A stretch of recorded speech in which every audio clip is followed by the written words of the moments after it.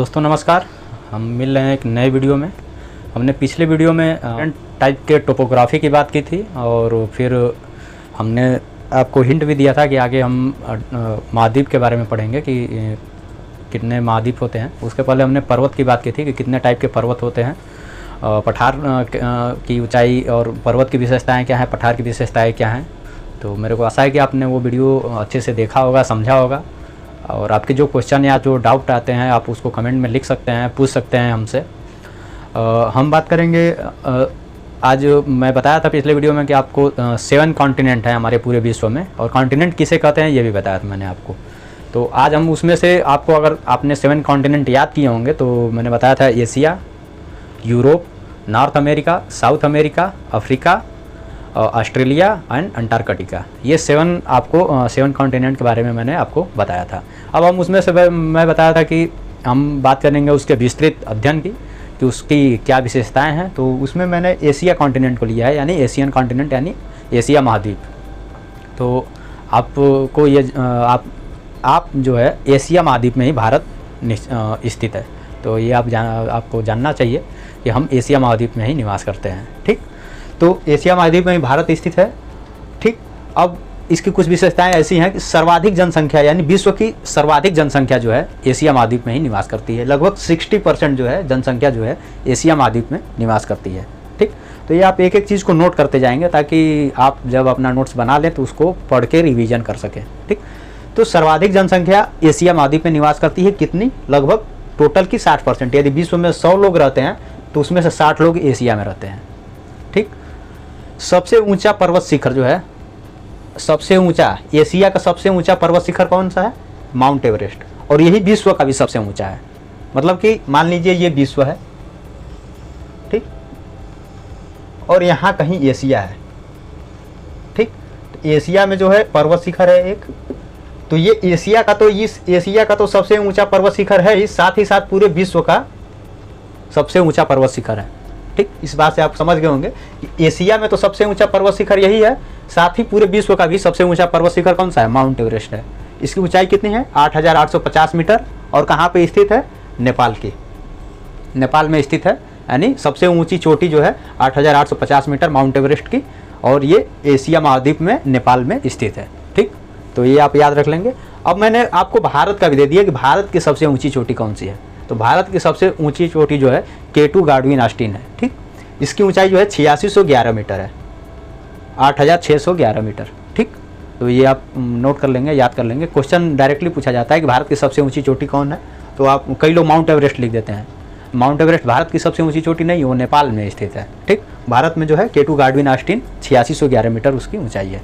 ठीक, अब सबसे ऊंचा पठार जो है एशिया का सबसे ऊंचा पठार पामीर का पठार है। ठीक, और ये एशिया का सबसे ऊंचा होने के साथ साथ विश्व का भी सबसे ऊंचा है।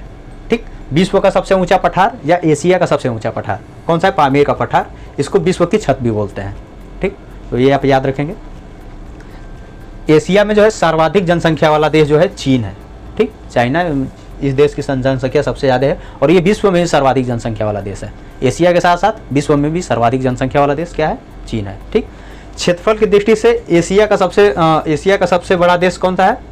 चाइना है। ठीक, क्षेत्रफल की दृष्टि से। अब देखिए, ये विश्व का सबसे क्षेत्रफल की दृष्टि से सबसे बड़ा देश नहीं है। अगर क्षेत्रफल की दृष्टि से विश्व का सबसे बड़ा देश देखेंगे तो रूस है। ठीक, लेकिन एशिया का सबसे बड़ा देश जो है क्षेत्रफल की दृष्टि से कौन है? चाइना है। ठीक, तो ये चीज़ आप याद रखेंगे। अब विश्व का पूछेगा तो आप रूस टिक करेंगे, लेकिन यदि एशिया का सबसे बड़ा देश पूछेगा क्षेत्रफल की दृष्टि से तो आप चाइना टिक करेंगे। तो ये आप बातें गौर करेंगे। जैसे इसमें जो है विश्व की सबसे ऊंची चोटी पूछेगा तो आप 8850 मीटर माउंट एवरेस्ट ही है, और ये साथ में एशिया का भी है। मैं ये बातों को बार बार रिपीट कर रहा हूँ ताकि आपको याद हो जाए, आप भूलें ना इस बात को। ठीक, अब इस चीज़ को देखेंगे। क्षेत्रफल की दृष्टि से सबसे बड़ा देश तो मैंने बता दिया चाइना जो है एशिया महाद्वीप में, ये एशिया महाद्वीप के अंदर बात हो रही है। ठीक, और सबसे छोटा जो है मालदीव है। ठीक, अगर पूछा जाए कि क्षेत्रफल की दृष्टि से सबसे छोटा देश कौन सा है एशिया महाद्वीप में, तो मालदीव है। ठीक, अब पूछा जाए कि सर्वाधिक जनसंख्या घनत्व, तो आप जनसंख्या घनत्व पहले जाने कि जनसंख्या घनत्व किसे कहते हैं, तब आप जान पाएंगे कि जनसंख्या घनत्व का मतलब क्या है। तो जनसंख्या घनत्व का मतलब है 1 वर्ग किलोमीटर में निवास करने वाली संख्या। मतलब क्या हुआ? 1 किलोमीटर लंबी और 1 किलोमीटर चौड़ी। इस क्षेत्रफल में जितने लोग निवास करते हैं उसकी संख्या जो है जनसंख्या घनत्व कहलाती है। ठीक, तो जनसंख्या घनत्व जो है सर्वाधिक जनसंख्या घनत्व जो है सिंगापुर का है। एशिया महाद्वीप में सर्वाधिक जनसंख्या घनत्व जो है सिंगापुर का है। ठीक, सबसे गहरा गर्त, गर्त का मतलब समुद्र में जो खाई होता है उसको गर्त बोलते हैं। ठीक, तो सबसे गहरा गर्त एशिया महाद्वीप का मेरियाना गर्त है, इसको इंग्लिश में ट्रेंच बोलते हैं। तो सबसे गहरा ट्रेंच कौन सा है? मेरियाना ट्रेंच है। अब ये विश्व का भी सबसे गहरा ट्रेंच है। ठीक, एशिया का तो सबसे गहरा ट्रेंच है ही, विश्व का भी साथ में साथ सबसे गहरा ट्रेंच मेरियाना ट्रेंच है। और ये कहाँ स्थित है? प्रशांत महासागर में। ठीक, प्रशांत महासागर में स्थित है। ठीक, पैसिफिक ओशियन में। ठीक, और इसकी गहराई कितनी है? तो 11,766 मीटर, यानी 11,766 मीटर गहरा ये ट्रेंच है। तो विश्व का देखिए, अब क्वेश्चन 4 टाइप से पूछे जा सकते हैं आपसे। एक तो इससे कौन सा क्वेश्चन निकल रहा है मैं आपको बता रहा हूँ। जैसे आपको पूछा गया विश्व का सबसे गहरा गर्त कौन सा है, तो आप बताएंगे मेरियाना गर्त। अब पूछेगा एशिया का सबसे गहरा गर्त कौन सा है? मेरियाना गर्त। गहराई कितनी है? तो 11,766 मीटर।